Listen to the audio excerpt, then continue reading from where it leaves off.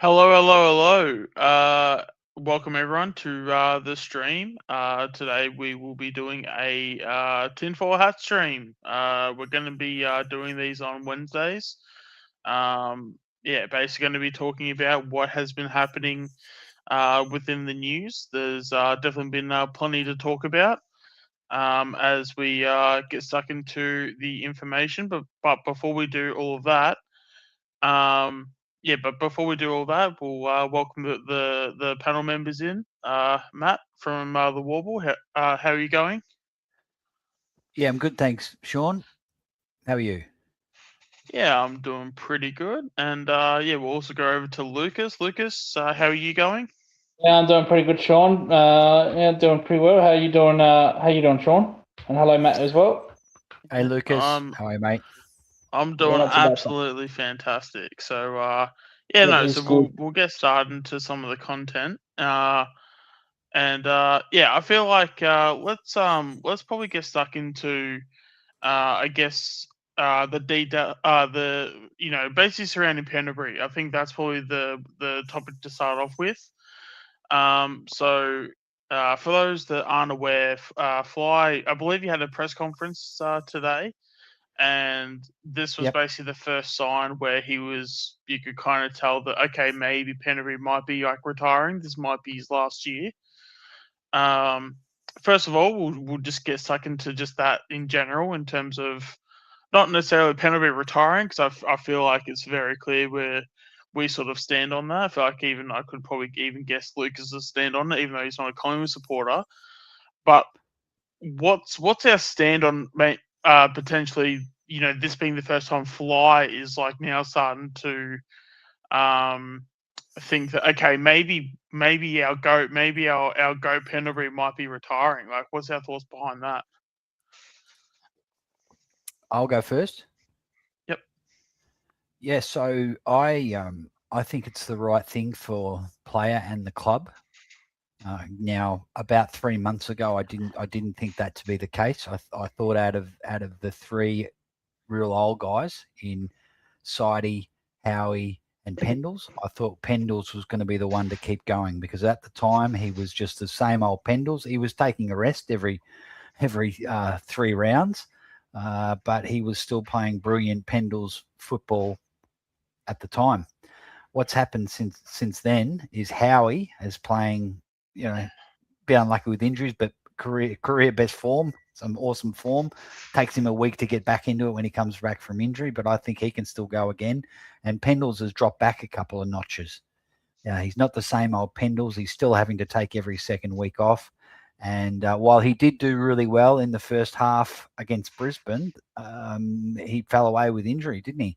But Yep. prior to that, it looked like he's lost a step, turning the ball over, getting caught in tackles, which never used to happen. And I'd really seen a noticeable drop off. And at the same time, 3 months ago, we didn't have this emergence of players like Allen, players like Anderson, players like Swadling, players like Charlie West, players like Purple Hayes and Harrison. All of these guys are now in our best 23. We didn't have that at the start of the year. So we were all imagining, hey, we really need Pendles to go around next year. Now at the stage where he's dropped off, the youngsters have really come on. I don't think he's in our best 23 right now. In the finals, we could really do with his experience. We're probably not going to know that now because he was played last week when he should have been rested. Really dumb to playing him in that Brisbane game. But as others have said, well, it's probably best we found out now that he couldn't get through a game than getting injured, a quarter into the game in a final. So I think it's best for the club and for Pendles that he finishes up. He becomes a one club player, absolute legend of the game, and obviously Collingwood. But you want to see a player go out almost at the peak of his powers where he is. If he goes around next year, it might not end that well. We don't want to remember him struggling to get a game. So that's where I sit with it. Yeah, absolutely. Because I think, and I think even just to quickly go about it in terms of, I think with Sidebottom, I think Sidebottom's a bit different in the sense where I think, this is probably the first sign we've even seen Penderbury sort of slow down. Yeah. So in terms of, I think I'm okay if you're going to take guys in that are probably cooked. Although there's always like the perfect world scenario. Like I feel like I can be okay with letting Pendles play this final series. Just purely off the back of this is like the first time he's like slowed down. I mean, for all we know, he could.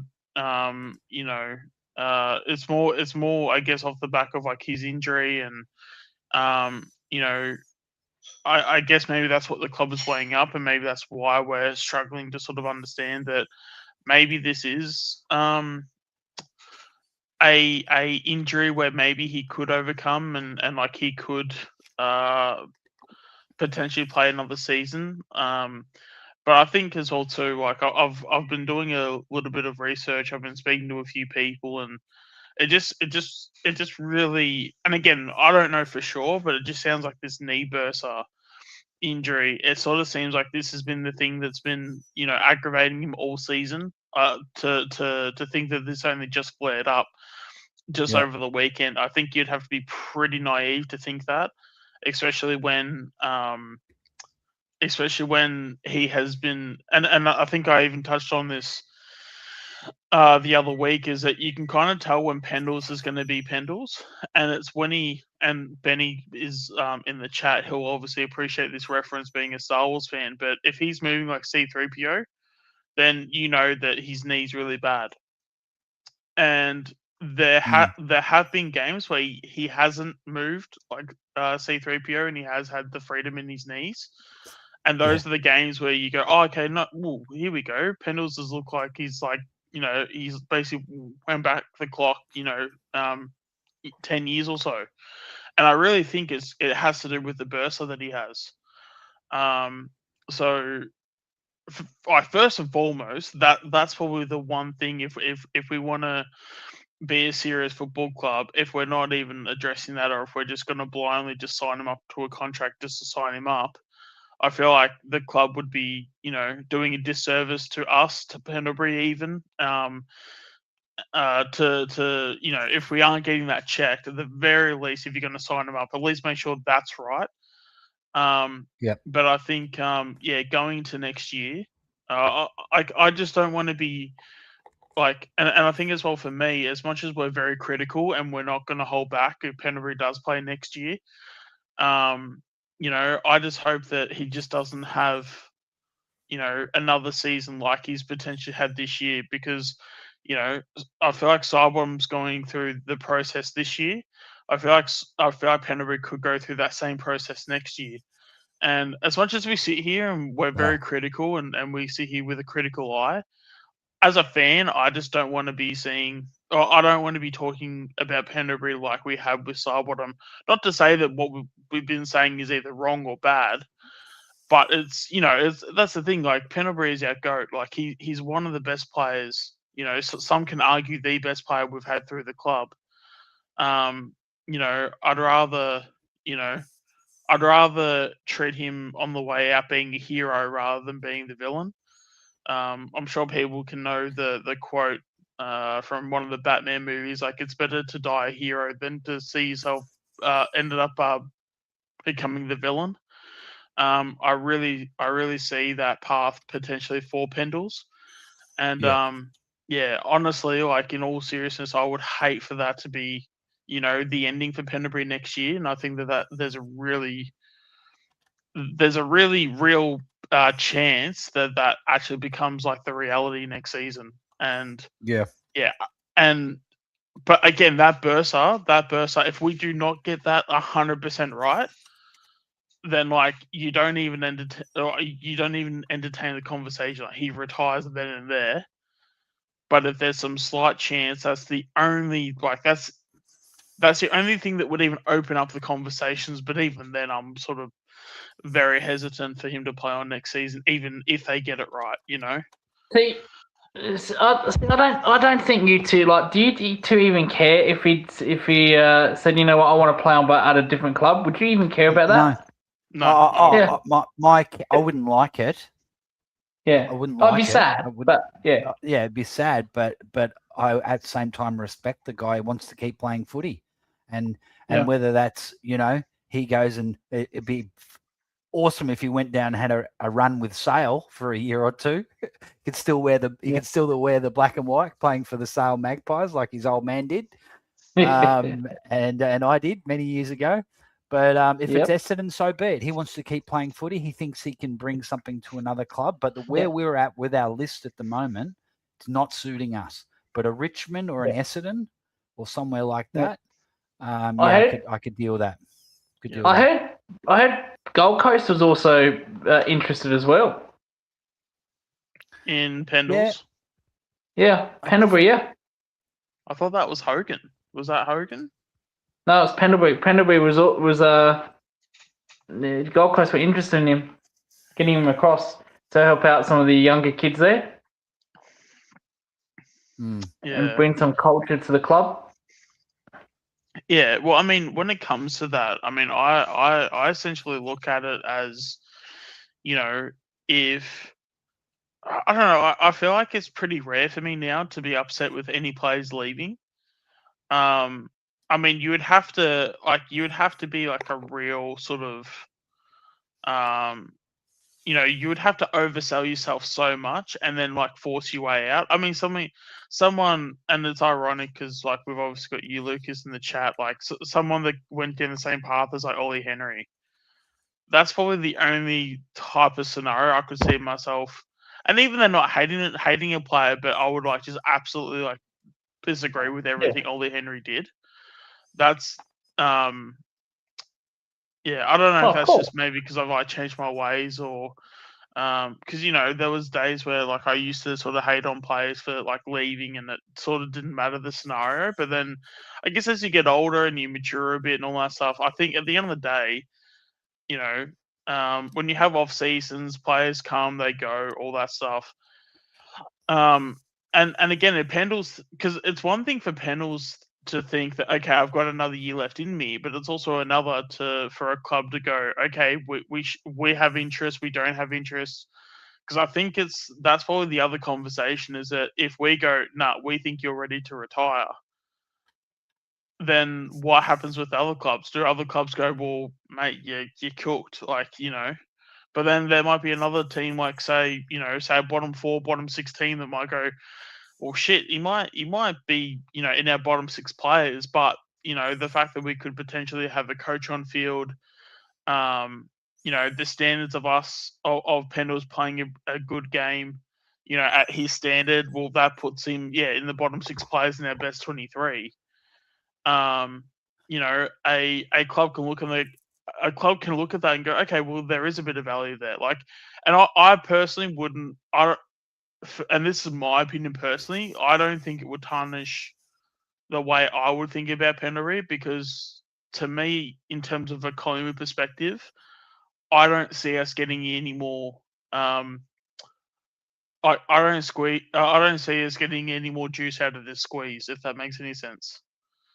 So because we can't get any more juice out of it, but another club can, I sort of it's more when you have like it's more when you have more to give, and I just don't think Pendlebury has anything more to give from a Collingwood perspective. So it would kind of feel weird, and it would suck given that he's been at Collingwood for so long. So to see him in another jumper, it would feel weird. But I would feel worse knowing that we've left our list in a worse spot because we've kept on Pendlebury for a year too long. Yeah. So that's sort of how I sort of see it. Yeah. What do you see, Mallow? It's a fair comment. What Mallow's saying, Pendles owes the game, the club, nothing. He's ruining his own legacy if he wants to go to another club at nearly 40. That's possible. That's possible.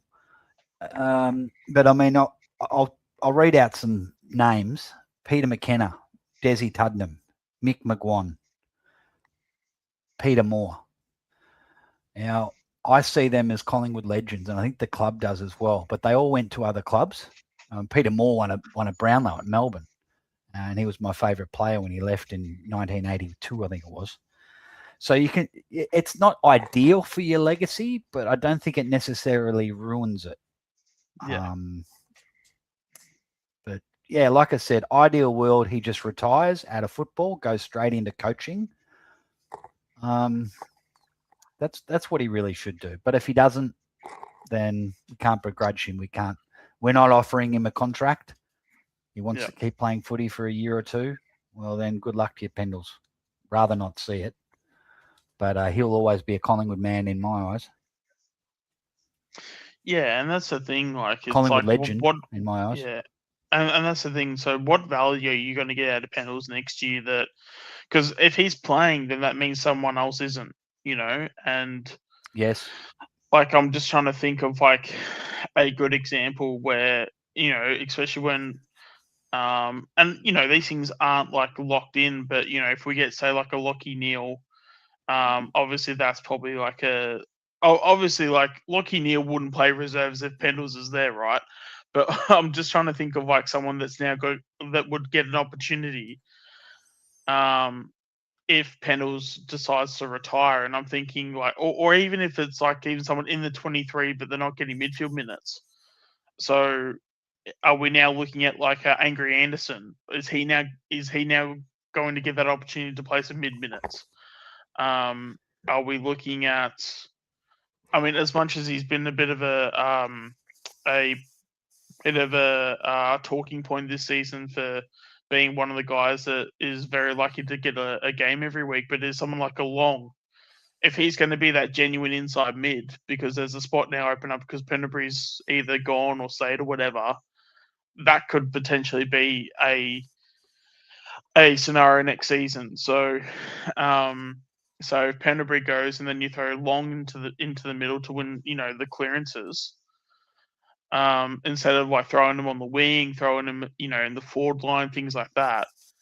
That's sort of where you sort of go, okay, maybe like we're actually not only are we looking okay, but we might be looking better with Pendlebury, like not being at the club, and whether that's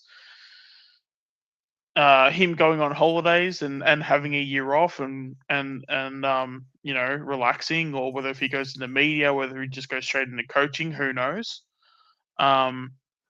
But yeah, at the end of the day, I just don't think that his future being at Collingwood, I just don't see. I think it's all the value's only going downhill from here, and if we are going to be a serious club and we are going to move forward, this is something that the club has to stamp their foot down and say, hey, we just can't see any value from you going forward. Yeah. And it's not like we're trying to get rid of him when he's like 28, 29. he's 10 years older than that. So it's like, yeah. I mean, like even the way that we struggled to give Allen a game, and Allen a game in the middle. So are we going to have another Allen sort of player next year where we go, oh damn, this guy's very good, but because he's only playing on the wing, but he's this inside midfielder that's like struggling to get some form together. But Pendlebury's the one that's sort of in the way of that progress. It like we might have another player where we see, and I think Allen's obviously maybe an exception because I think we've been pretty bad in developing him. The fact that it's taken him this long to get this good, I think, is more on the club to the fact that our development just hasn't been good enough at a time when we really needed him to stand up in previous years. But again, that's not on Allen. That's more on the club developing him. But yeah,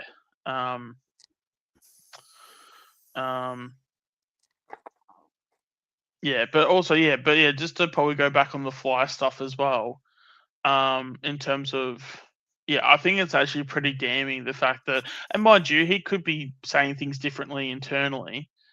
But I don't know. I do find it very interesting that he's now all of a sudden Pendlebury might be retiring now, which you don't want him to be saying that stuff. I guess mid-year, so I can understand that. I get that. There's obviously a time and place for those things. But for me personally, I kind of get the feeling that when he said it, I felt like that's when he actually it felt like the first time, right? Like it felt like I felt like if you spoke to him yesterday, he would have been, oh, no, Pendles is playing on, and that would have been his actual genuine thoughts. Where it sort of felt today there was a bit of a change. So Yep. I'm sort of, sitting there sort of being like, okay, why the change now? He's been told, I would say. He would both he and Carp have been taken into the PR meeting with the handlers, and they've said, guys, please stop putting Leper under the bus. Leper is in charge of the list management, and he's not going to offer Pendles a contract. So stop making Leper look silly by saying it's up to Pendles. So perhaps that's what's happened. Now, the only scenario I can see Collingwood sticking with Pendles next year, which I think would be worthwhile pursuing, but it won't happen, is that they say to Pendles, we are going to select you as a development coach and player. Most of the year, you are going to be playing VFL, but we essentially have you as a development coach at the club, and you'll be an on-field coach in the VFL to help our young players develop and make sure they understand our systems in the VFL. Essentially, you'll be depth. We can't even promise you one game next year. But if we have a lot of injuries, then you could come into play. I think Scott Pendlebury, because he'd be officially named as a development coach, would say, I am all for that. I will get behind that. And absolutely, I'm up for that. The reason it won't happen, guys, is Fly cannot do that. We know that Will Hoskin-Elliott would still be getting a game in front of Ed Allen if he was on the list. And the same thing will happen next year. Fly is number one when it comes to selection. He doesn't get he has the last call, and we know that would never happen. Pendles will get played. What's his name? Wade would tell Fly when Pendles can be played, and he'll get played. He'll play 15 games minimum next year. So we can't have that. If Fly wasn't the coach and it was someone who had real selection integrity and they were able to follow the rules of the club and the integrity of selection, that could happen. But we just know it's not. It wouldn't happen. Yeah. Fly can't help himself. When it comes to his favourites, they're getting a game. Yeah, no, I mean, especially with the Steen and Cox scenario, the fact that played out the way that it did, I think that exposed it big time. Yeah. And again, it's and I know that we seem to come off as not always the most positive of channels, but we speak realities, and as much as and even for me, even though I've been huge on the Steen bandwagon and stuff, and I can't wait for him to hopefully impact in the back half of next season, because he's out with an ACL for those that are uninformed. Okay. Yeah, because I mean, you just never know. Some people might have forgotten the Steen name. I certainly haven't, but but yeah, no. So when when you have someone like Steen come in and he impacted the way that he did, and then all of a sudden you had so many supporters that end up being, oh, okay, yeah, damn, we've got this guy called Oscar Steen. He's this big guy that can take big marks in the forward line, and he can get the tap. He makes Nick look really good because he can get a hit out to advantage, and all of this stuff, and we all of a sudden look so different, and that first game that he had against the Giants, yes, Fly did play him in his first game where he had a really good matchup off the bat. Sure, you can maybe create that argument, and maybe that's why he ended up playing so well. But I tend to look at players, unless if it's in their first year and it's inside maybe round 5 or 6 and you have a fairly strong side, I don't think there is any excuse that is valid enough, at the very least, for people to go to the people at selection and go, why didn't this guy play sooner? Not saying that there's not an answer for it, because there could be an answer for it, but the question always needs to be asked: why did this guy not play earlier? The same with Swaddling. I can't remember from memory, and maybe chat can confirm which round it was. But the fact that Swaddling was getting, his 30, 35. I think he even had a game where he might have even had 40 once or twice in the VFL.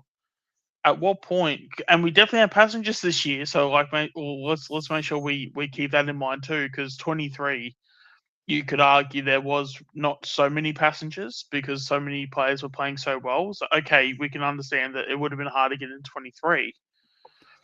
But this year there's certainly been passengers. So, for the fact that you have Swaddling's, I don't know if you guys would agree with this. I mean, maybe you do, maybe you don't, but where's the gauge in terms of where Swaddling would be in our best players? Because you could even argue he'd be in our top 5? He'd definitely be top 10, surely. He's top 5. Even, he's top 5 already. Yeah, and he's a good player. He's a number one. We got to. Yeah. What did we get him at 30 something? He's a number 1. He's a number 1. Yeah. Who's better than him in last year's draft? Oh, I'd have to. I wouldn't even know who was in last year's draft off the top of my head. I would fall over if he's not top 5. If you were to do the draft again. Yeah. Oh, in terms of the draft, yeah, absolutely. In terms of what we've seen right now, although it'd be hard to say that when you've got key positions in that draft, but currently as it stands, yeah, certainly would be up there. But yeah, even in our team, you can make an argument he could even be our 5th best player currently. Yeah, and that's the thing. So, and the fact that he came on as late as he did, and then he's basically, he's essentially started each week that he's been on. To a certain extent, especially for a guy playing his first year. Here's what I'll say. I'll go on a limb here. Not only should he have been played from round 1 after he had 10 possessions in the last practice game in the quarter against North Melbourne, he'd be currently sitting with an All-Australian blazer. That's how good he is. Yeah. And we'd be sitting with an extra 12 points on the ladder, sitting inside the top 4. So that's how much of a stuff up it was to have him absolutely banging down the door to get a game, then gets dropped after his first 2 or 3 games. My God. Hey, do you mind, Sean, if we just chat about Boyd's comment there? Which comment's that? Okay. We don't really know who really wants it. It's possible Fly had felt his hands are tied when it comes to our legends based on pressure from higher ups. It's higher ups that didn't want them; they'd be gone. Is that sort of a list management void, or is that sort of who gets picked in the team, or both?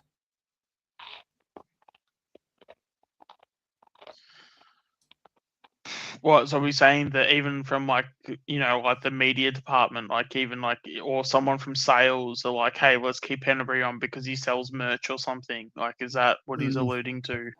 Nah, more board CEO. Yeah, but there's value outside of him just being on the field. There's other factors than just kicking a football, basically. God, I hope not. At the end of the day, it's win games. Do you know why? Do you know why I think it's not, and that Fly has got the buck stops with him, is that he very rarely criticises his favourites, the established players. Yeah. You'll never see him critical of Sidey and, hey, Sidey really needs to pull his weight and he can do better, or Crisp or Houston or any one of the favourites who might be struggling, but he'll criticise the young players. Yeah. Saying they're not doing enough. But he seems to even go he seems to go too soft on the older players, but he seems to go too hard on the older players. So kind of like the Goldilocks of it's too cold, too hot, just right. But the only difference is that there's no just right for Fly. It's either you're an older player and it kind of feels like it's got the opposite philosophy. Surely you should be. I'll give you an example. You should be easier on the kids and harder on the senior players, right? In the last couple of weeks, 2 examples where reporters asked about young Saxena, who just kicked 5 goals. Totally threw him under the bus. Said he wasn't professional during the week. Where'd that come from? It's probably something you can keep in that we don't need to know. Don't know what that was about. Totally put the kid under the bus. Then the same week, a reporter's asked about Houston. Now, he's a bloke who hasn't performed for nearly 2 years, and Fly is totally glazing of him. I know he's doing what we want him to do. That was his chance to go, we really need to get more out of Dan. And he would agree with that. But I'm putting my faith behind him that this week he's going to turn it around because he's important to us. Now, there's a diplomatic way of saying, yeah, he's not good enough without totally whacking him, but acknowledging he hasn't been good enough. Yeah. So that's why I think that he really does own. He's got to take ownership of the selection integrity. And maybe there is pressure from up top. And probably someone like Houston, maybe Fly did want to drop him some time back, but the club didn't want to get embarrassed. Houston's on a lot of posters and a lot of marketing, and it would be embarrassing for the club. So higher-ups might be saying, you can't drop Houston because that will be an embarrassment to the club. The media will be all over it, rah-rah. And maybe that's the case. And then you have a look at Carlton. Fraser goes into Carlton and straight away drops Zach Williams, who's on over $1 million. And is he on any calendar? He was a huge, big name recruit from GWS who hasn't pulled his weight. As soon as Fraser gets in there, well, that's the first thing I'm doing, get rid of that guy. Yep. And it has immediate effect on the playing group. Hey, because the playing group would have saying, yeah, absolutely, hasn't been pulling his weight. Voss is not playing certain kids who really should have been getting game. Fraser comes in, drops Zach Williams and others, brings in the kids who deserved a game, and it has an immediate effect on the culture of the group and the best 23. Hey, you need to be performing and maintaining that performance to keep in this side. There's no favourites. There's no sidey getting a farewell tour. There's no Jack Crisp, who's purely getting a game because of this unbeaten run of games, and there'd be no side bottom playing. So I feel sorry for Fly if that is the case, that he is forced by higher ups who it's their favourites, and Fly has to come out like it's all his decision. We really just don't know, but it seems to me there's evidence that Fly does have his personal favourites, and he has a big say in whether they play or not. Yeah, I saw that VFL game against Geelong where Swaddling absolutely destroyed our midfield. And I was like, where the fuck has this guy been? Where's he been? And since he's been in the team, he's been very good. Oh, he's going to know. He's one for the future, no doubt. He's a great prospect, Swaddling. Very great prospect. But why wasn't he played at the earlier of the year? Now, why didn't you just play him all? I'll tell you why. Games? It goes back to our original point. Why he's not playing? And same reason why, to a lesser extent, Jacob Ryan hasn't been playing. If Swaddling went on to a half-back flank, and we possibly win another 2 or 3 games, possibly wearing an All-Australian jacket, let alone the Rising Star, don't you think that's going to embarrass Houston a little bit? Yeah. He's come in and he's clearly a better footballer at this current time than Dan Houston. Clearly brings a lot. Can defend. His kicking is elite. Gets double the amount of the footy. So had they brought him in to start off with, the club has a problem. Jeez, this guy's this is what we actually wanted from an All-Australian half-back. So that sounds crazy, isn't it? That you'd have such politics at a football club. But why? Yeah, like you said, Lucas, why isn't he playing? Why wasn't he playing at the start? Mick Malthouse would have brought him in round 1. Well, you're supposed to pick the best team available, and Houston and Saidi, they're not the best team available. They're not in that best. But as you said, Matt, favourites. Yeah. Favourites. They're probably not even in the best 30 or 40. Probably last in the depth squad, but favourites what gets them in, and Swaddling has been outstanding. I couldn't believe what he did to our midfield. You know, George Stevens and Mitch Never, they've got AFL experience. He just walked him, absolutely walked him in that midfield. And you think, where the fuck is this guy been? Where's he been? And like I said, when Kiri saw that, Kiri was like, well, thank God they didn't play him against Geelong. Thank God they no. Yeah. Right? He got dropped for the Geelong game. Unbelievable. Oh. Well, it is believable because Yeah. I'm glad they picked Pendlebury and not this Swaddling. I'm like, I agree with that. Thank fuck they didn't. Yeah. And that's the thing, though. It's even getting to the point where it's such a joke where opposition supporters is also starting to catch on. And like as you said, Lucas, it's like, oh look, Collingwood have intentionally made themselves worse. Oh, this is such a joke, but for us, it's a joke in a good way.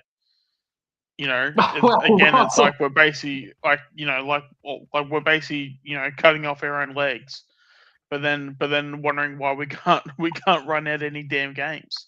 It's like, well, if you cut off your damn leg, like, well, then how are you supposed to run properly? Well, that's it. Like it's.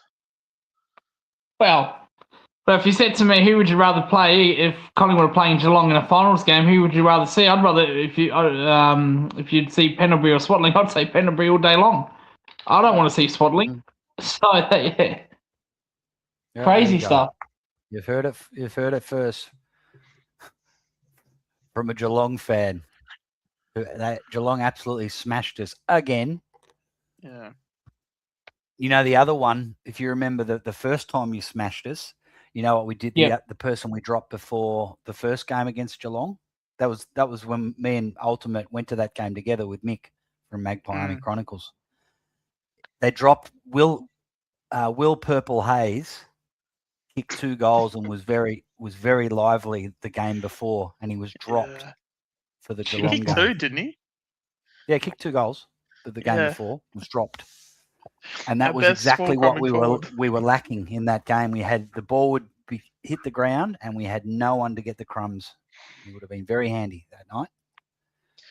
Who did you drop him for? You remember? It was Ned Long or someone like that. Ned Long. So that was the first night that Ned Long played forward. Do you remember that? Yeah, I do actually. Yes. Jeez, was that the play? We dropped Hayes to play Ned Long as a defensive forward. It was the first time that Sidey, because that was the first. I believe that was the first time that Sidey played in defence, and he had to go back to defence because we put Quaynor on Dempsey. Yeah, and Dempsey absolutely murdered us like he does every time, and because we didn't have Quaynor in the back line, Sidey went and played on the half-back flank. Sidey's been there ever since. And Ned Long was played forward for like 6 rounds in a row. Did nothing. He went there originally, if you remember, Longy, to be a defensive forward on Stewart. Yes. But then he stayed there for 6 weeks. Yeah. It's a lot of negating. Oh, God, Fly had a bad night that night. Yeah. Wow, and again, another player that you must be sick of, fucking Matt, is Ned Long getting picked every game. Yeah. Although, just to touch on Ben's comments, like I do agree with the stance with Will Hayes in terms of him having a smaller body. So he's going to have like a harder time in terms of, maybe potentially taking on the whole season. But you don't bring in Ned Long for him though. Like that's not like the fact that with Hayes, the fact that he was our only crummer and then we dropped him to basically to the point where we went to that Geelong game with no crummers. Like that's sort of when you just got to go like, come on, like even if we had Sully, like even if we had just someone that can like crumb the ball, Long, like because essentially, essentially when it comes to Long having that role, It's not like a like for like, and it's one thing if you have like a few too many, so you can go, okay, cool, we can lose a small ball, that's fine. Will Hayes was essentially our only like forward pressure forward in terms of like crumbing the ball, kicking goals. And again, he's also a kid that kicked 2 goals as well, so his confidence would have been sky high as well. He would have been shit. Okay, that I now belong at the level. Like, now I can build like a solid foundation of a good AFL career here. And then he gets dropped like the next week. So, and all for a guy that's not even the same type of player. Like, it makes no sense. Can I just say, guys, if anyone is listening in from the Warble channel, make sure you also go over and give Sean Ultimate Greatness a sub as well, because we're currently streaming. This is Sean's stream, but it's streaming on both channels at the moment. So, and if you're on Ultimate, yeah, please, that'd be great if you give the Warble a sub as well. So just wanted to say absolutely. that. Also wanted to say Yep. is there's a lot of differing opinions in the chat, but all very informed, and it's a really, really good conversation that we've got going. And sometimes people bring up stuff like this that we might not have thought of, like Josh is saying, Swadling wasn't playing because Fly thought he'd pull up sore at training after VFL. So there, yeah, I hadn't considered that. But for me, I'm a bit like, come on, he's a young guy, like let him play. But maybe there's some truth to that. I don't know. Yeah, but I think still at the very least, like, this is why I say, like, and why we need to be critical of the club at times, because it's not a bad thing for us to go, X, Y, and Z happened. That's bad. That needs to improve. That needs to get better. If someone needs to come on and say, hang on, these X, Y, and Z things that happened, let's think about X, Y, and Z reasons why they could have happened and blah blah. Because I feel like on the shows that we do, I feel like we do have a lot of viewers that can potentially come across as us, whether they think that we believe it, or if, in some world there's this sense of like we have to necessarily be perfect in the way that we speak. I think there is some truth to the fact that we need to be on point to some extent, because again, we are a voice. We are speaking to some extent within the community. So I think that there's got to be a bit of like leadership in some sense in that, to where we're not just talking out of our ass. We're not just saying stuff just to say stuff. But yeah, I think I think it is good, and the fact that we can have these conversations and be, okay, this is how I'm seeing it. But if someone comes across and goes, well, how I'm seeing it is this, and have you ever had this perspective before? Because this could change your opinion. And so again, I don't know. I just like to emphasize that, is that our opinions are not definitive and the end all and be all, but at the same time, we've obviously lived enough, we've experienced enough to where we're not always like too far away from the mark. But just because we're not too far away from the mark doesn't mean, it's that thing of like, we're not perfect, but at the same time, it's not like we know nothing, right? So I just want to make sure we clarify that too. And again, people in the chat, they can obviously, critique us as well and keep us honest, but at the same time, like, we're also not coming from places where it's like we do know nothing, if that makes any sense.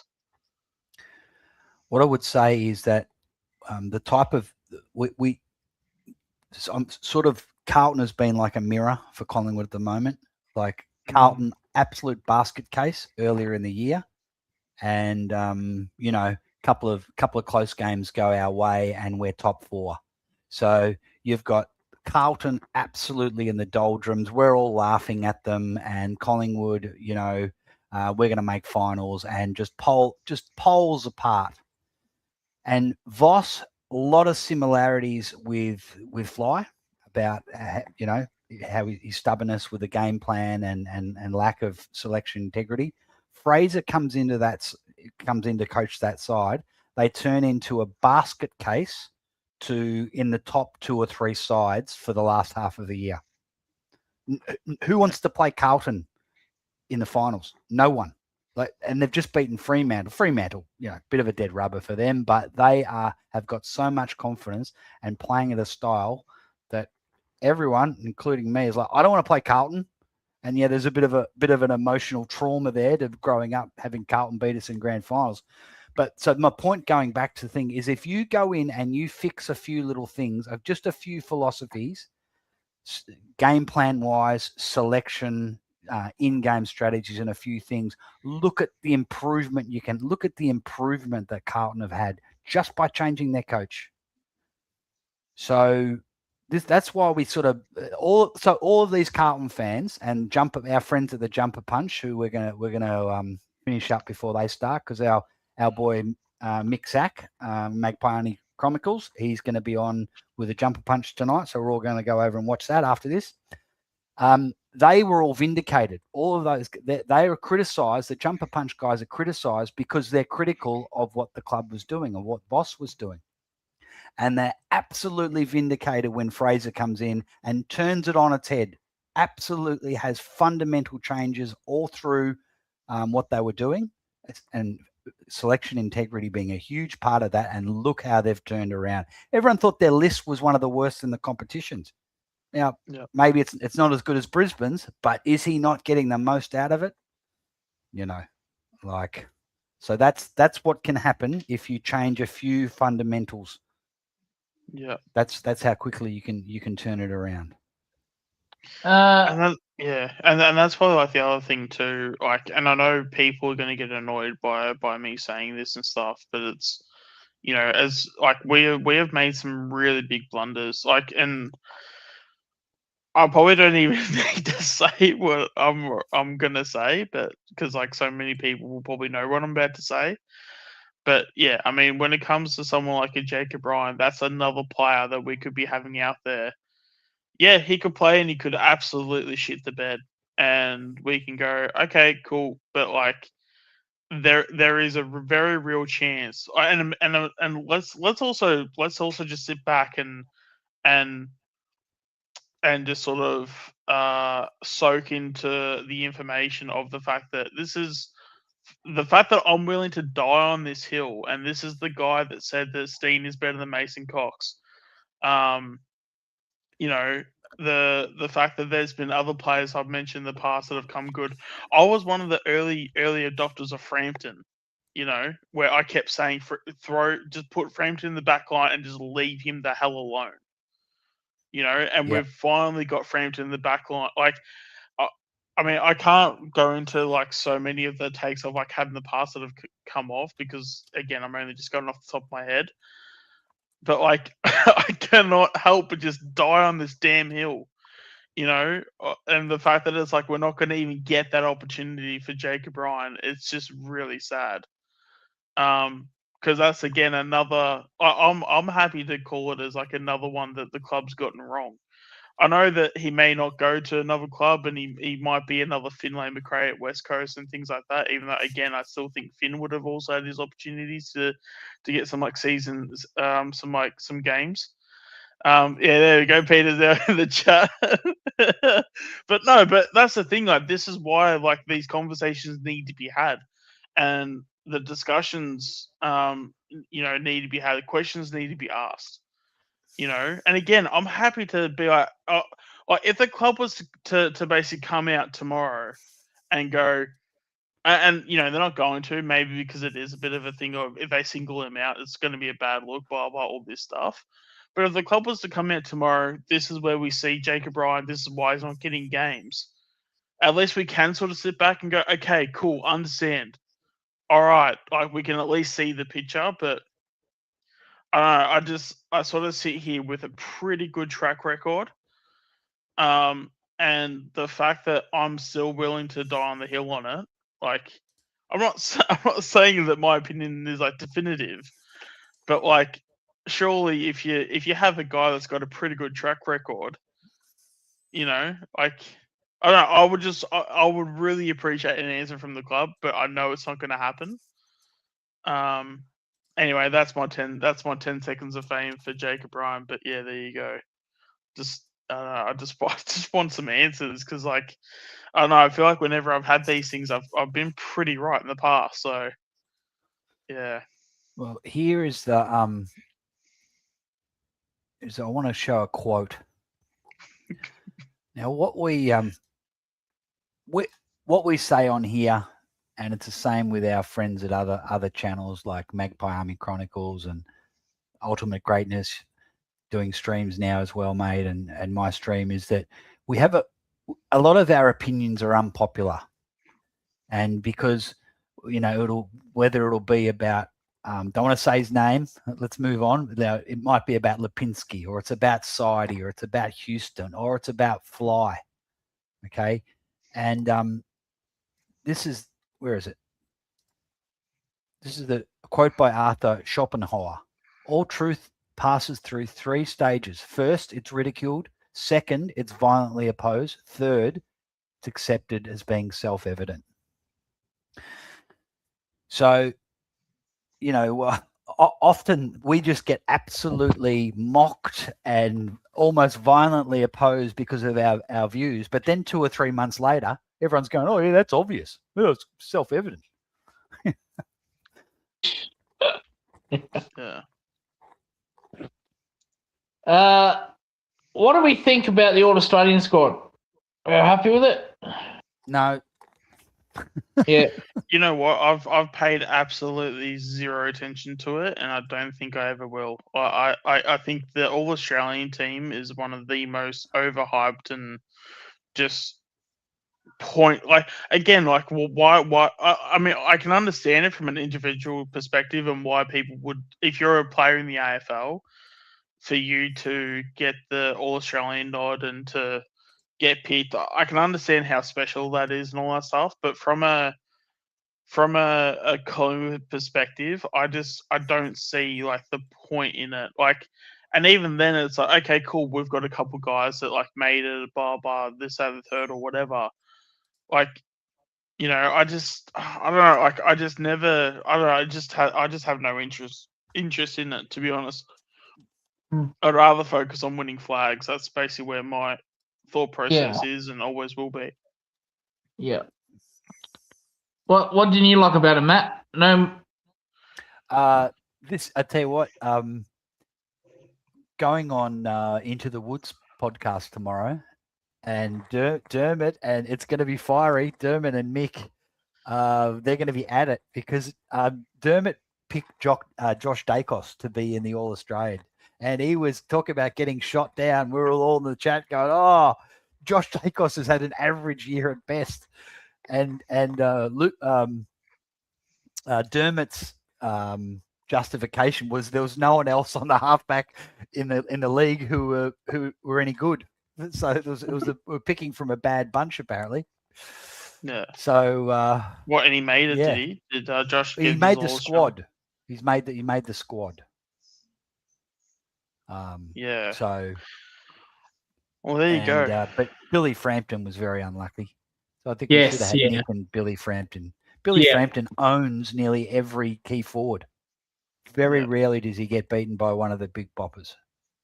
Yeah. Good evening, Paul. Jump on, mate. I've sent you the link. If you can. Yeah. Also with Peter's comment to saying he's a required player, that's normally speak for he's out of here too. So that's the actual quote. He's contracted. He's contracted. Yeah, that's literally speak for he's gone. Because if that's what you have to hold your hat on, yeah, and again, not saying he's coming straight to Collingwood, but if a club has to say that he's contracted and he's a required player, if you're a fan of, if you're a GWS fan, be very worried if you like Riccardi. Yeah. Oh, okay, you didn't say that bit. Okay, yeah. No, that's why I was just sort of. But no, if you bring out the whole contracted and he's a required player, if that's the little quote, then that's a big sign that okay, he's definitely going. But because you can say the same thing, but have it be a bit more sort of, if it's more like, oh, he loves the club and I don't see him leaving and all that stuff. That's a bit different. But yeah, once you hear he's contracted and he's a required player, like he's forced to be here because he's contracted. Yep. That's basically him saying he wants out and he wants out bad. He's a required player. Yeah, he's Yeah, basically he's forced got to 2 be years here. of his 2 years of his contract to run. He's a contracted player. Yeah. Yeah, I don't know how clubs don't see that as like a really bad thing to say, because that's just say like, yeah, like he's basically only staying here because we're basically forcing him under a contract. Oh man. Now we were chatting about this earlier, Yeah. Sean. What do you think about what Mallo's saying about getting Hogan for a couple of years, if Riccardi isn't an option? I mean, the delisting definitely helps for sure. That means you're basically getting him on pretty cheap coin.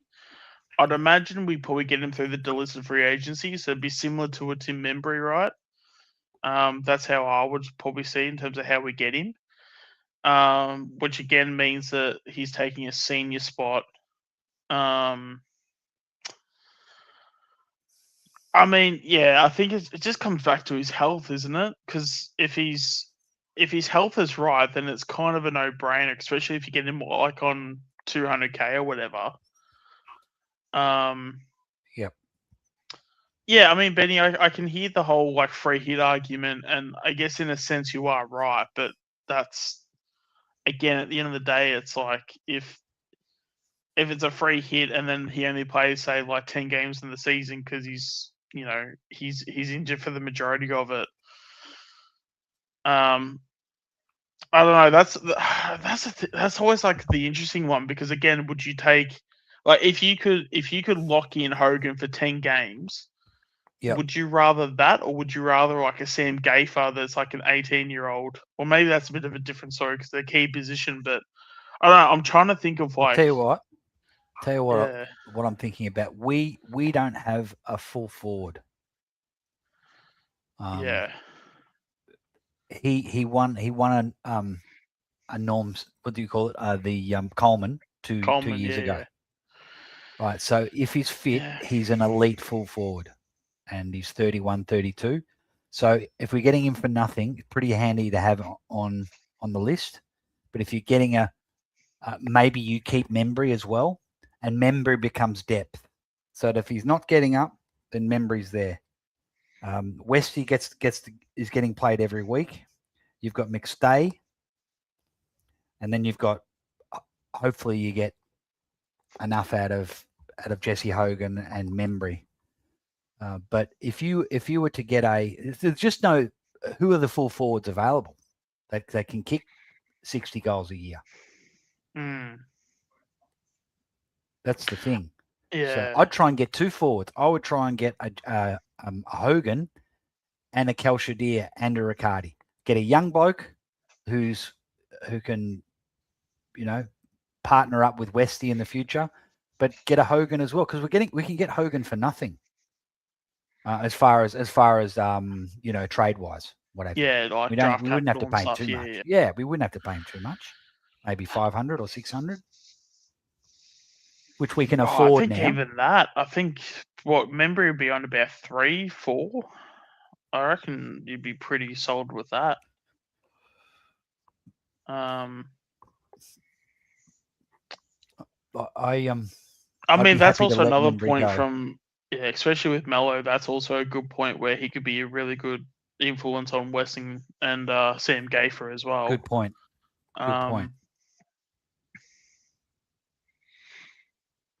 Yeah, I mean, a part of me, and I know this is probably me being very what's the word? I'm sort of trying to be a bit.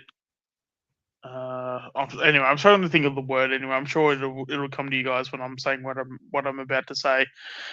I think for me, like I wouldn't mind if we can get it done. I wouldn't mind getting him in as like an SSP option, or even through the rookie draft, just because he gets like onto like the rookie list.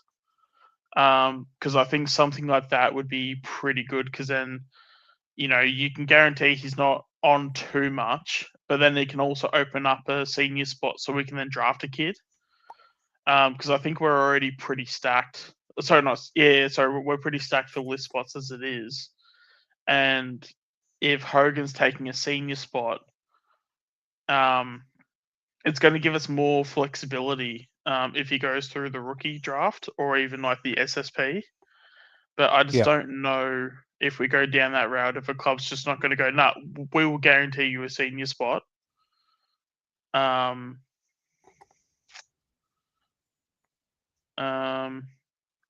Yeah, I mean, I'm happy to talk about Gresham. Absolutely, I think Gresham's another one we can look at for sure. But no, with Hogan, yeah, I mean, I don't know. It just sort of it comes down to what information the club knows and what they're willing to back in. If they're willing to back in, you know, the history that Hogan has in terms of his injuries and stuff. Form Floyd's seems big on it. Floyd's big on Gresham. Yeah, no, I am too. Like we've had a chat about it for a fair bit in terms of, you know, getting some guys in. Even if they are has-beens at AFL level, has-beens at AFL level are still pretty solid players. Like through the VFL, you get guys that have played 200, 250 games. You get some senior guys around them. Sorry, you get some of the kids around them, so then they can be the senior players. I mean, if you look at Brisbane when they were like really good in their VFL side, I don't believe they did so well this year. But I mean, like they had you know Jared Lyons in their VFL. Like they had guys like Darcy Gardner. I felt played VFL like it was last year or the year before. Like they were having guys that had 200, 250 games, and I felt like every time we played them, like our most experienced guy was like maybe like basically Markov. Like, and even then, like that's the guy that was our most experienced player. Like, it's just like a night and day difference, right? And I think as a club, we needed to sort of be a lot better in that regard. And yeah, if we go get like maybe a Gresham, go get a, you know, I mean, obviously probably Hogan probably wouldn't be in that bracket, but again, if that puts like a Tim Membry to the VFL, that's at least something.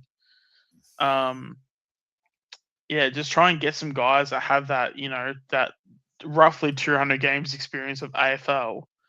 Get them down and get them playing VFL and get them around the kids and developing them properly. I can see a pretty good you know, yeah, that's a pretty good pathway for these kids to actually be learning, but actually learning properly. Yeah, he's definitely got questions over his body, Bouzlaki. So that's I would be wanting to, if we grab him, getting a young forward as well. So we can't just rely on getting Jesse Hogan in when we don't want to be relying on Membry as well. So we do need depth in that area. Yeah. Buller, you know, who's to say he might not ever work out as a forward. I think he might end up being a back myself. Oh, Buller. Yeah, I know this is ironic to say, but I'm a bit bullish on Buller. Look, I've seen him live twice. I saw him the Geelong game that we watched together, and a couple of weeks earlier I saw him play against Essendon. Essendon aren't the best VFL side, but that day Buller kicked 4 goals. Westy kicked 4 as well. But Buller really presented and gave a really good contest all day, and his kicking was fantastic. If he can fix up his kicking and become, I think he just gets the jitters. You know, gets the yips when he's playing in the senior team. If he can fix up his kicking, I think he can be a full forward. And if he can't, I reckon he's going to be the Billy Frampton replacement. He even looks like Billy Frampton. I was literally just about to say that. In terms of a position, I don't know if he does just take the fullback role, but I think his pathway is very Frampton-like. This is a guy, again, I think you just need to play him in the seniors and just forget about him. And just, you know, have him play 23 games in the home and away season, just sort of see how he goes. Like, have him not worry about his spot, whether if that is him being a forward, whether that is him being a defender. Hell, for all I care, if that's him even being a ruckman. Like, you just, I don't know, yeah, he just gives me Frampton vibes in the sense where you need to put him in one spot and just go, you're playing forward for the year. you're our key forward, act like it, you know. Because I think there was even at times, even at senior level, I felt like there was definitely like a hierarchy, and he seemed to not want to step on any toes when he was playing.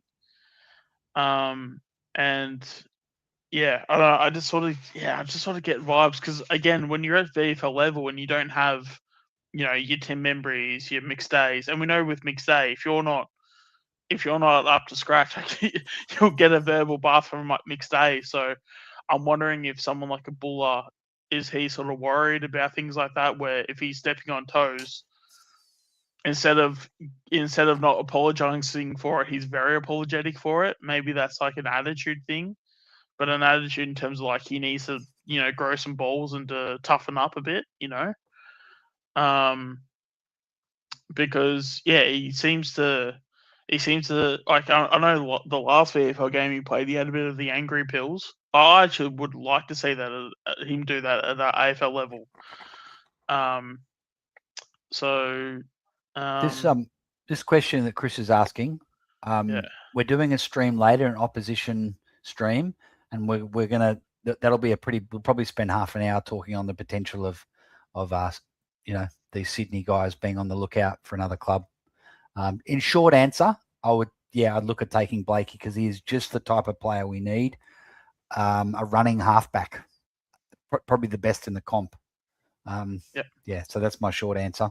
Obviously, some political reasons why you wouldn't, for culture and stuff, but he is the type of player we need. Also, just a quick shout out to Dermot in the chat. He's obviously from Into the Woods. So obviously, they do great stuff over there. If you haven't already, I'm sure most of you guys probably have, but if you haven't, definitely make sure to check him out. It's great content. G'day, Dermot. Because you'll be on his channel really soon. Yeah, on tomorrow. Yeah, there you go. Be good. Looking forward to it. There's definitely a few of our channels. I'm trying to go around at the moment. Trying to ask the right questions and stuff, keeping the club accountable. It's good to see more of us out there. So, what are your thoughts? I tend to agree with what Paul is saying here. Yep. Peter 35 Buckley 05, aka Paul. Yep. Yeah, I mean, so in terms of, if you take the whole injuries out of it, especially for, like a Tim Membry deal as a delisted free agent, I think you do it. It's really just the whole the injuries for me, and I think the injuries potentially could be I don't know. I think the injuries do play a big factor. Like, I think, for people just to say, oh, but if he has an injury for a year, like, he'd be so sick and he'd be, he'd nearly win a Coleman. Yeah. I mean, if that's the reality, sure, then we'll get a pretty good Hogan. If I'm a betting man, though, I think that, even if he does stay on the park, I just feel like he's going to have a very affected year, because he's going to be, sore and hurt. That's just my take on it. This is what I was just about to say. This needs to pass a fitness test and on an incentive-based contract with triggers for extension. So you give him 1 year, a lower than normal base with a big match payment. So heavily incentivized to play as many games as he can. So we're not spending that much money on him. If he's injured all next year, well, we don't have to hang on to him. So agree with that, Paul. And for those that are asking, he's also 31 years of age, so he'd be 32 in February.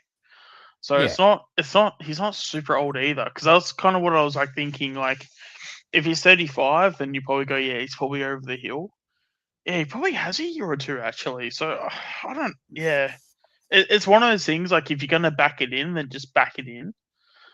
Because again, these are the things where you either, it either succeeds and you look like an absolute like champion, or it doesn't and someone's got to fall on their sword, I guess. But yeah, I mean, personally, I would be more happy with 2 meter Peter.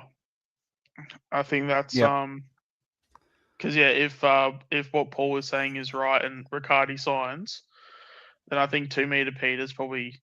I think I'd be more confident with 2 meter Peter than I would with Hogan. Yeah, well, I'd look at getting both of them. Yeah, I'd be happy with that.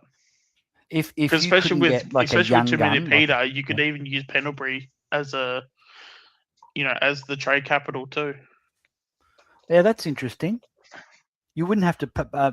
So he wants to leave Essendon. Yep. Now he can do relief rucking as well, can't he? Yeah. Yep. Because ideally, you just want McStay. I mean, he's good at the relief ruck, but if someone's better and can play forward, like what Coxie used to do, then McStay can just stay forward all game and get settled. Because I think he's dropped off. He drops off a little bit with his forward output when he's doing too much rucking. Do you reckon? McStay. I mean, I don't think McStay is actually that bad. I'm not saying he's a ruckman, but in terms of a backup relief type of option, I don't think he's like too bad. I just want to quickly look at Peter Wright's age as well too, because I can. Yeah, so he's actually even younger than Hogan. So he's 30 in September. So in a couple of weeks. So even going into next year's final series, he'll be 31 at worst. Yeah, personally, I think that's probably like the main option. Like that would be your main target. He also tried to get to Collingwood, for those that don't know. When he left the Suns, he actually wanted to come to Collingwood. Even, I don't want to definitively say he begged to come to Collingwood, but he definitely wanted to come to Collingwood, but it was sort of shut down. How long ago was he at the Suns? Was that, sorry? How long ago was he at the Suns? Oh God, how long ago now? It was like around 2020. He's been at Essendon for about 6 years. Right. Okay. Yeah, and Wright's got that frame where he's got the really long arms, but he's also very strong. So he's got that lanky yet strong build. Like it's a really hard matchup. So you don't know whether to put, someone with long arms but is like too skinny, or you don't know if to put, say, like a Tom Barras on him. That's like a really strong defender. Yep. So he's got that really awkward matchup. So yeah, no, I reckon out of all the options, and mind you, that's probably why you're probably going to get some trade currency for Peter Wright. But I would prioritize Wright over Hogan at this point. Yep. But then it's like I'd be happy with that. Yeah. I'll be happy with that. And if we don't get a young bloke like a Kel Shadir or a Riccardi, then I'd think about getting both of them. Yeah. Because we that's just the need thing. depth. So we need depth in that area. Yeah. Yeah, I would love Peter Wright to be at Collingwood, and I know for a fact I know Peter would definitely want it.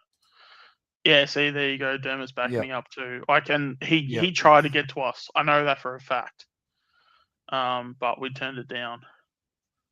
I think Void said at one point where it was a money issue. Oh, actually, there you go. I think that last comment talks about it. Yeah, it was around like 2020, so that would have been where our cap was in pretty shit spot. Because he was on about 900 for memory. And that was back in like 2020 or 2019, somewhere around there. So 900 would have been like premium money back then. Yep. Looking forward to it, Dermot. I'm pumped.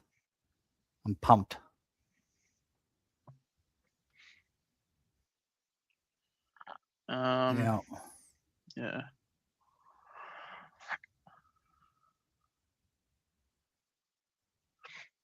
Yeah, and that's the thing. Like, I can't remember specifically who said it, but it changes our forward line so much when you take out a member and you put in someone like a Wright. Like, if Wright's taken a shot, if Wright's taken a mark, say 55, 60 out, he can actually have a shot on goal. Where if someone like a member, if he's marking at 50, he's got to like pass it. Mm.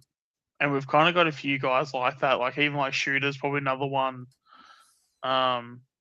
Yeah, we've got a few guys that we can turn those like a shooter and a member, if they're marking it to a certain point, it becomes a 2-kick game.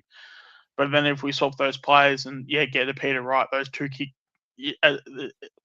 the fact that it will take 2 kicks to get to the goals, if you get a Peter Wright, it'll become a 1-kick.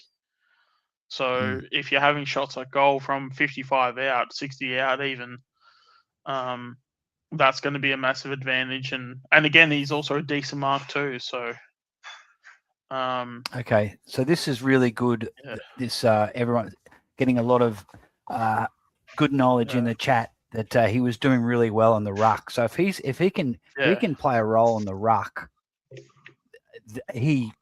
I'm really being sold on him being a top priority for us to get, because we need not only we need depth in the forward line, we've got zero depth in the ruck at the moment. Well, I will say this, and I never even thought about Wright. Unfair to Co and Smith, but they're untried, so we could use some help in that area. Well, I'll say this. So I never even thought about Peter Wright in the player comparison I'm about to use. Wouldn't say he's exactly a like for like, but the fact that we have seen go down, Peter Wright would be a player that I'd be more than happy to have take that role. He's not exactly like Steen. Like he's probably more of a, I don't know, he's probably maybe more of a Cox, I guess, in that sense, in terms of like the rucking and everything. I don't know, maybe Void can speak about that in terms of his like leap if he's got one, because I'm not entirely sure if he does.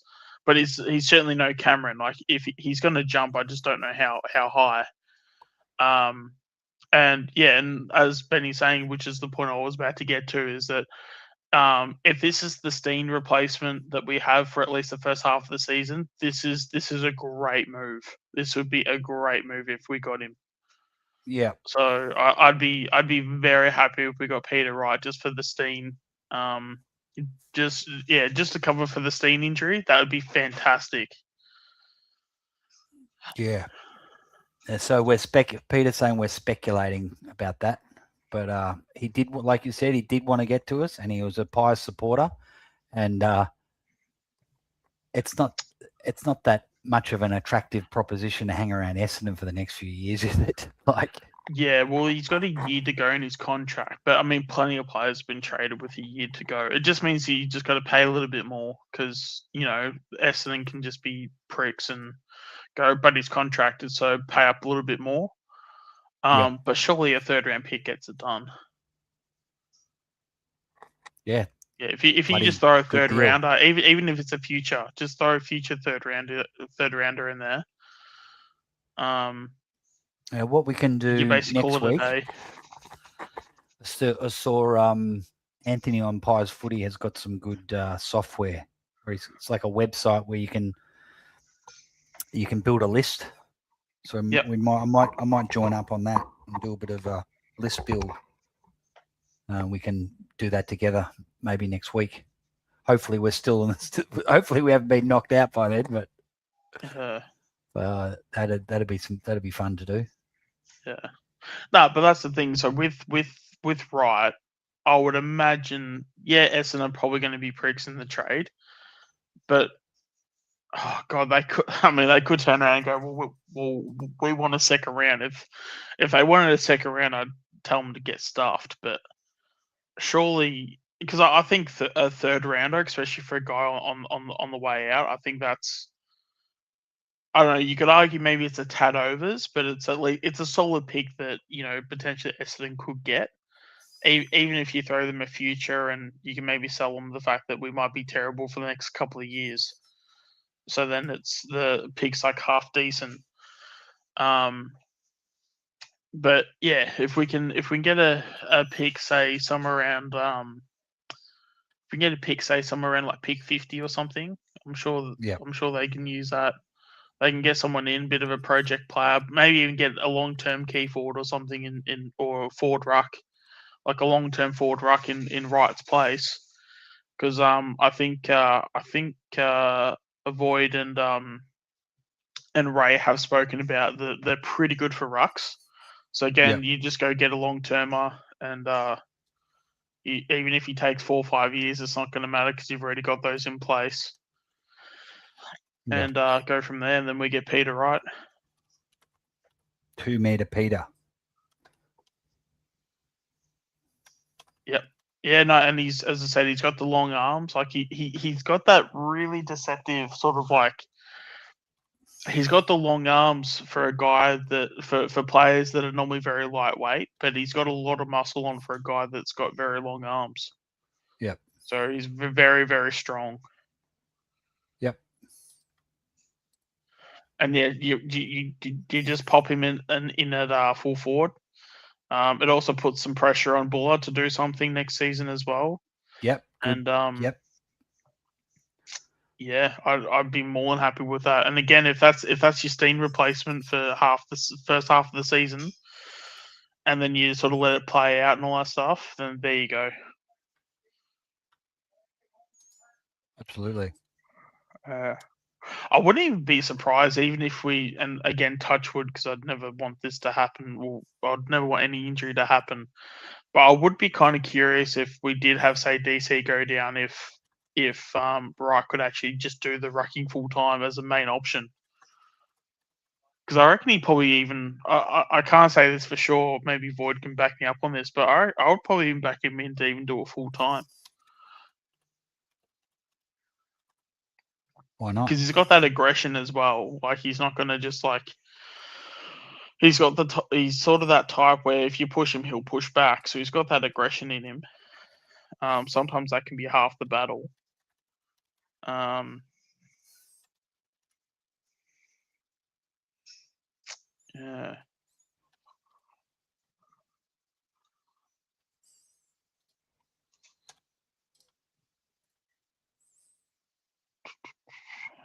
All right. Worst case, 2 meter Peter is a huge improvement on Cox. Well, I think the worst case scenario is just more the fact that, like, just even as a Steen replacement, as a guy that goes forward ruck, it also makes McStay a more premium, a more like full time forward as well. So he can go to centre half forward where he can show his athletic skill. You've also got Charlie West having another big tall as well, so he's able to sort of fly under the radar a bit.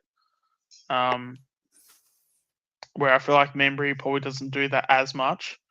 And yeah, if you have Charlie West as your smallest key forward, so he can potentially be that third tall.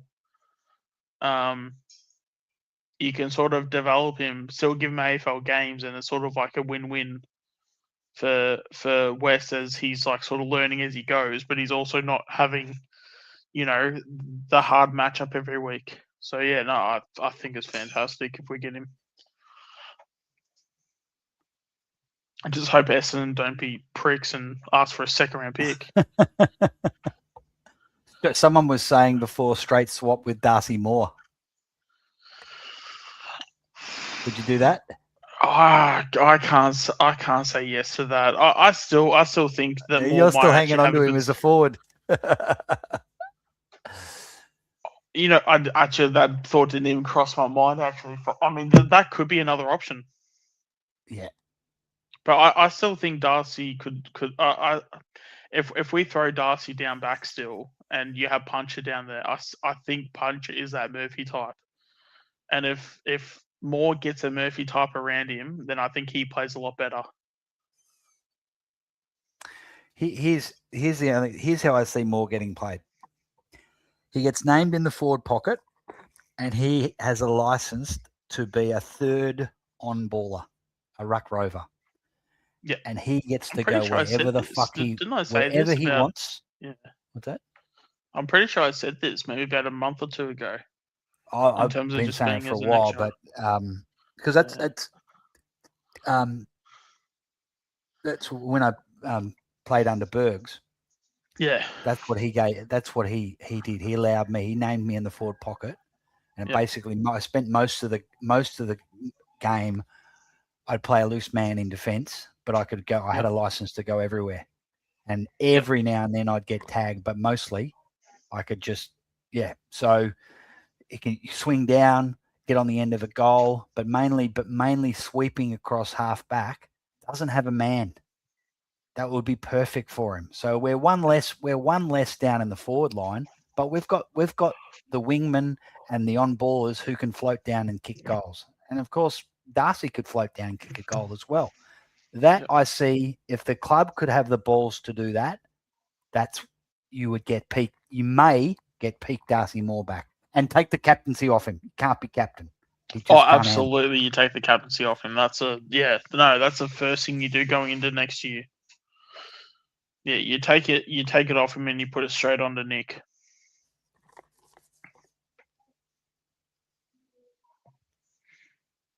Yeah, unless you don't think he's ready, which I don't know how you could think he's not ready, but if you don't think he's ready, then you throw it onto Maynard. But yeah, even then, just put it on Nick and forget about it for the next decade. Yeah. Yep.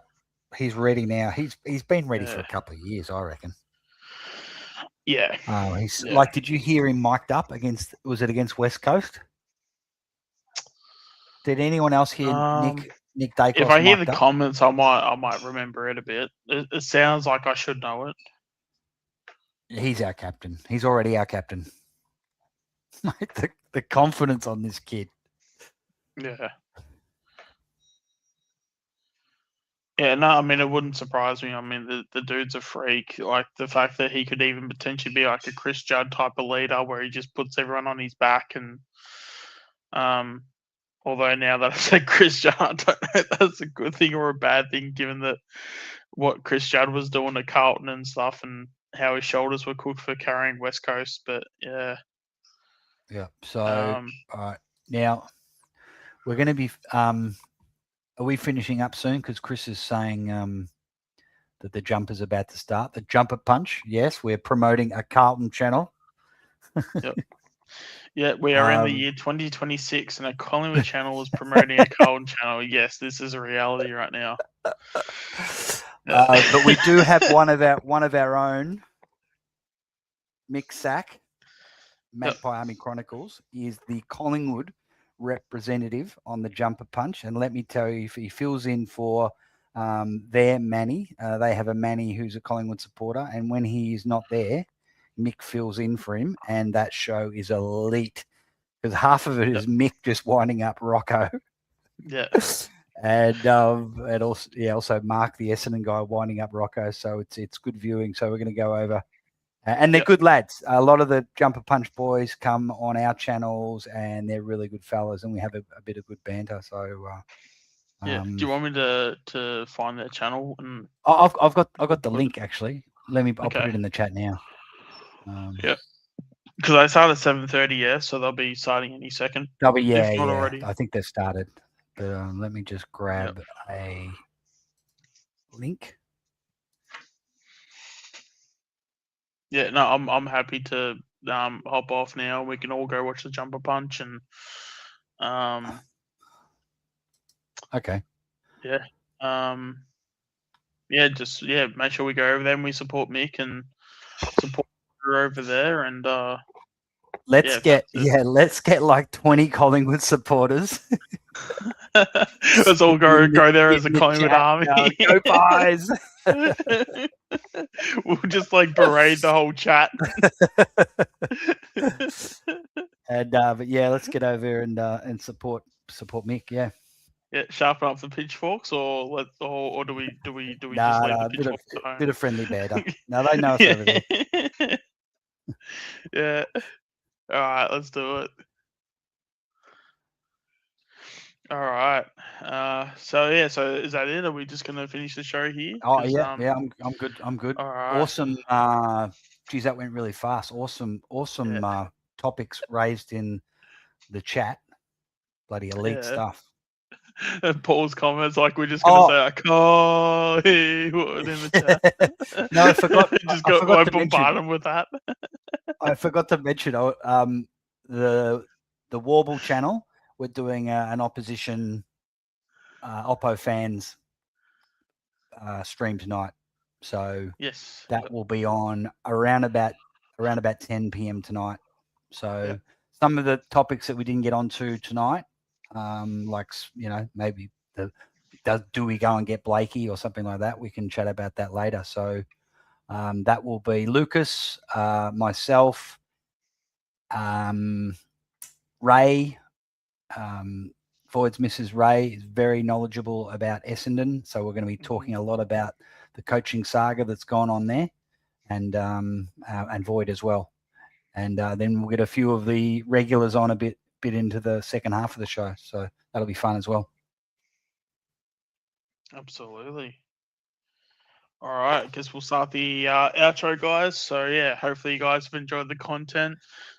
Make sure to like both of the streams. Make sure to subscribe to both of the streams because we're going to be definitely doing a ton of content. The future is very bright over here, so not going to be going away anytime soon. And with that said, go Pies, and we'll see you guys in the Jumper Punch stream and also the Oppo night later tonight. All good, guys. Go Pies. Go Pies.